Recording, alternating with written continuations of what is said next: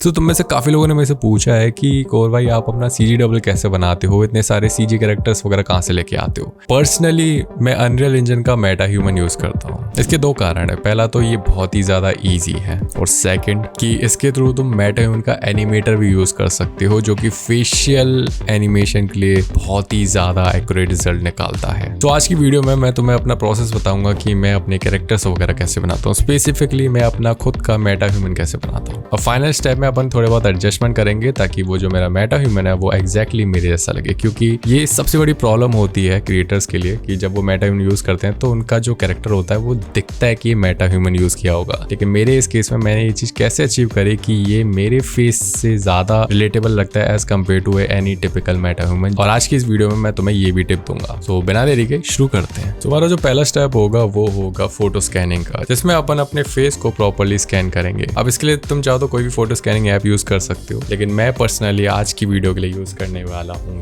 ये एक proper photogrammetry scanner है। इसका नाम है मिराको प्लस और ये रेवो पॉइंट की तरफ से मेरे को भेजा गया है टू टेस्ट इट आउट। तो आज की वीडियो में मैं इसे यूज करूंगा। अब इसकी थोड़ी बहुत खासियत के बारे में भी बात कर लेते हैं। ये एक small scale to large scale all in one scanner है, मतलब इससे तुम बहुत छोटी से लेके एक बड़ी चीज को भी स्कैन कर सकते हो। इसकी सिंगल फ्रेम एक्यूरेसी 0.04 mm है, मतलब इसमें जो डिटेल्स आएंगी वो बहुत ही ज्यादा एक्यूरेट होंगी as compare to any other mobile software. इसकी स्कैनिंग स्पीड ऑलमोस्ट 20 FPS है, 2x इंफ्रारेड जूम है, सिंगल शॉट कंटेनर शॉट दोनों इसमें किए जा सकते हैं। अब इसमें मल्टीपल स्कैनिंग टाइप ऑप्शन है, जैसे कि stand alone, handheld, desktop scanning mode और फोटोग्रामेट्रिक मेट्रोलॉजी लेवल एक्यूरेसी के साथ। अब इसमें इनबिल्ट क्वाड कैमरास हैं with infrared structure lighting system, optical zoom है plus ultra resolution photogrammetry metrology. अब इसमें हाई प्रिसीजन कैलिब्रेशन बोर्ड है, जिस वजह से जो पैटर्न पोजीशन एक्यूरेसी है वो 20 माइक्रोन के करीब आती है और single frame point cloud accuracy 20% से इंप्रूव हो जाती है।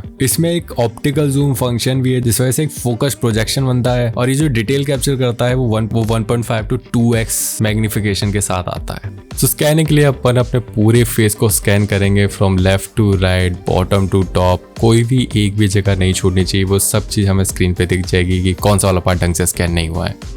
कंप्लीट होने का तुम देख सकते हो कि हमें एक प्रॉपर पॉइंट क्लाउड मिल चुका है, जिसको हम वन टैप एडिट में जाके प्रॉपर मैश में कन्वर्ट कर सकते हैं। और कोई भी इम्परफेक्शन जैसे कि होल्स ये सब भी फिक्स हो सकती हैं इसके ऑटोमेटिक होल फिलिंग ऑप्शन से, जिससे हमारे पास जो फाइनल मैश आता है वो बहुत ही ज्यादा परफेक्ट होता है, जिसको फर्दर तुम अपनी पेन ड्राइव में एक्सपोर्ट कर सकते हो। तो अगले स्टेप में अपन इस मैश को ब्लेंडर में लेके जाएंगे और उसमें थोड़ा बहुत क्लीन अप करेंगे। फॉर्चुनेटली मेरा जो मैश है वो बहुत ही ज्यादा एक्यूरेट है, इसमें कोई भी इम्परफेक्शन नहीं है, कोई भी होल नहीं है, थैंक्स टू दिस स्कैनर, क्योंकि इसके अंदर इनबिल्ट फीचर है। लेकिन फिर भी तुम ये कुछ कॉमन स्टेप है जो तुम फॉलो कर सकते हो अपने मैश को क्लीन करने के लिए। सबसे पहले होगा कि एडिट मोड में जाओ, मैश में जाओ, क्लीनअप्स में जाओ, डिलीट लूज को सिलेक्ट करो। Delete loose, merge by distance या फिर फिल होल्स, इनमें से तुम कोई भी सिलेक्ट कर सकते हो, जिससे तुम्हारा जो मैश है वो ऑप्टिमाइज हो जाएगा। मेरे केस में जरूरत नहीं पड़ी। ये करने के बाद अपन इस मैश को सिलेक्ट करेंगे और एक्सपोर्ट कर देंगे एज एन FBX, जिसको हम बाद में अनरियल इंजन में इंपोर्ट करेंगे। तो now let's jump into the unreal engine.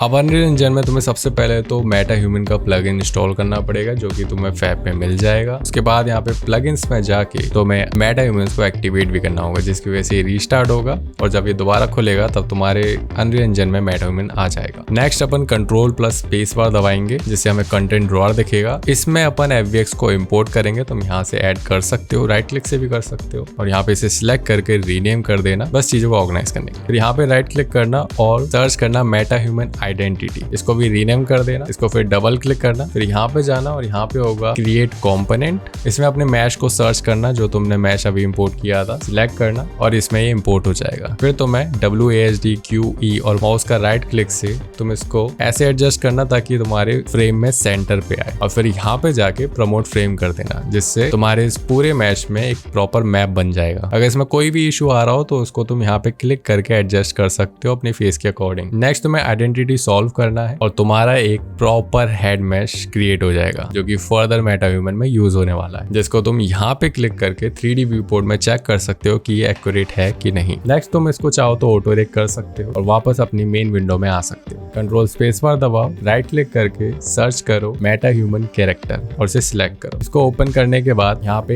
Head में जाओ। यहाँ पे अभी जो तुम्हें मैश दिख रहा है ये हमारा वाला नहीं है, हमें इसको चेंज करना है। तो यहाँ पे हेड में जाओ, कन्फर्म में जाओ जाओ और यहाँ पे फ्रॉम आइडेंटिटी सिलेक्ट करो। इसके बाद इस सर्च बॉक्स में हमारा जो आइडेंटिटी बना था उसे सिलेक्ट करो, आई मैश को ऑफ कर दो, फिर ये अपने आप तुम्हारा फेस का मैश इंपोर्ट कर देगा। अब तुम यहाँ पे जाके मटेरियल्स इंपोर्ट कर सकते हो जिसमें हमारे फेस के टेक्सचर्स लग जाएंगे। हेयर्स और आईब्रोज हम यहाँ पे अभी जो डिफॉल्ट है वो यूज कर सकते हैं। बॉडी के लिए तुम यहाँ पे जाके इसका शेप एंड साइज चेंज कर सकते हो बस स्लाइडर को मूव करके। अब ये तुम सब अपने अकॉर्डिंग कर लेना। एक बार सब चीजें कंफर्म हो जाए तो उसके बाद यहाँ पे फुल रिग को सिलेक्ट कर देना जिससे इसका एक प्रॉपर रिग बन जाएगा। उसके बाद यहाँ पे डाउनलोड टेक्सचर कर देना। मैं इसके इसमें 2K करने वाला हूँ और जब ये सब चीज हो जाएगी तो तुम्हारा पूरा मेटा ह्यूमन रेडी हो जाएगा। अब इस मेटा ह्यूमन को अनरियल इंजन के विंडो में लेके आना है। अब ये मेटा ह्यूमन के प्लगइन में है, अब इसको हमें प्रॉपर अनरियल इंजन में डालना है जिसके लिए तुम्हें ये 2 बार असेंबल करना है। पहला तुम्हें DCC एक्सपोर्ट करना है जिससे तुम्हें सारे टेक्सचर्स मिल जाएंगे जो फर्दर अपन ब्लेंडर में इंपोर्ट करेंगे, और दूसरी टाइम तुम्हें इसको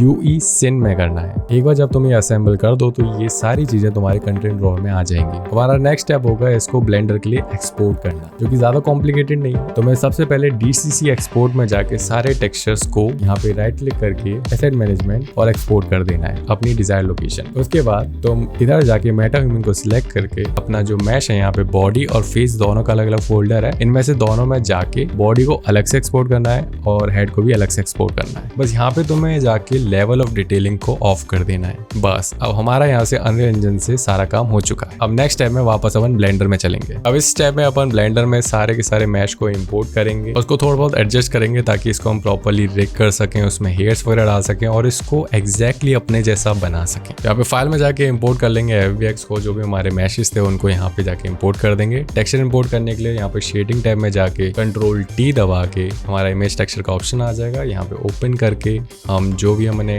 टेक्सचर्स एक्सपोर्ट किए थे उन्हें यहाँ से इंपोर्ट कर देंगे। इस तरह से हमारा प्रॉपर टेक्सचर्स भी आ जाएंगे। अब इसमें जो आई लैशेज हैं, आई लाइन्स हैं, ये इन सब की हमें जरूरत नहीं है, तो हम इसको एडिट मोड में जाके डिलीट कर देंगे जिससे हमारे पास एक बेसिक मैश आ जाएगा हेड का और बॉडी। अब ये तुम्हारा प्रॉपर एक मैश आ चुका है जो कि टेक्सचर्ड भी है। अब इसको तुम रिगिफाई का यूज करके प्रॉपर रिग कर सकते हो या फिर मिक्समो का यूज करके रिग कर सकते हो, ये तुम्हारी टोटल चॉइस है। मैं तुम्हें सजेस्ट करूंगा कि रिगिफाई यूज करें क्योंकि उससे तुम्हें एक फेशियल रिग भी मिल जाएगा। अब बात आती है कि ये जो मेटा ह्यूमन है इसमें कोई भी हेयर नहीं है, इसमें कोई भी आईब्रोज नहीं है, जिसको अपन यहाँ पे ब्लेंडर में पार्टिकल सिस्टम से बनाएंगे। अब ये अपने आप में एक बहुत ही इटरेशन वाला प्रोसेस है, मतलब इसमें आपको हिट एंड ट्रायल करते रहना है जब तक ये आपके फेस जैसा ना लगे। तो उसके लिए मैं तुम्हें एक प्रॉपर टिप देना चाहूंगा कि हमारा जो फेस होता है उसकी हमारी आईब्रोज बहुत ज्यादा मैटर करते हैं कि इसकी पोजीशन कहाँ है, कितनी डिस्टेंस पे है, ये कितनी क्लोज है, कितनी घनी है, ये बहुत ज्यादा मैटर करता है। तो इस चीज पे हमेशा ध्यान रखना जब तुम अपना खुद का CD डबल बना रहे हो। सेकंड, हेयर स्टाइल की ये भी बहुत इंपॉर्टेंट होता है। हमारा पूरा फेस इन 2-3 चीजों से ही डिफाइन होता है जो कि मेटा ह्यूमन में हम नहीं बना पाते हैं बिकॉज रिस्ट्रिक्टेड है, लेकिन ब्लेंडर में तुम्हें वो रिस्ट्रिक्शन पूरी हो जाती है और तुम वो ब्लेंडर में बना सकते हो। अब मैं वीडियो को ज्यादा लेंथी नहीं करना चाहूंगा तो तुम्हें मैं अपने कुछ फाइनल आउटपुट दिखा देता हूँ जो कि मैंने ब्लेंडर में बनाए थे। जैसे कि इस केस में ये तुम फाइल देख सकते हो, ये पूरे के पूरे मैंने इसमें जो भी ग्रूमिंग करी थी वो ब्लेंडर के पार्टिकल सिस्टम से ही करी हुई थी, और मैंने ये सेम जो भी ग्रूम्स हैं, जो भी मेरे हेड और आईब्रोज हैं, इनको मैंने वापस से इंपोर्ट किया था अपने अनरियल इंजन के थ्रू ताकि मैं उसका वो फेशियल एनिमेशन यूज कर सकूं। उसका भी अपना एक प्रॉपर प्रोसेस है जो कि बहुत ज्यादा लेंथी है, लेकिन अभी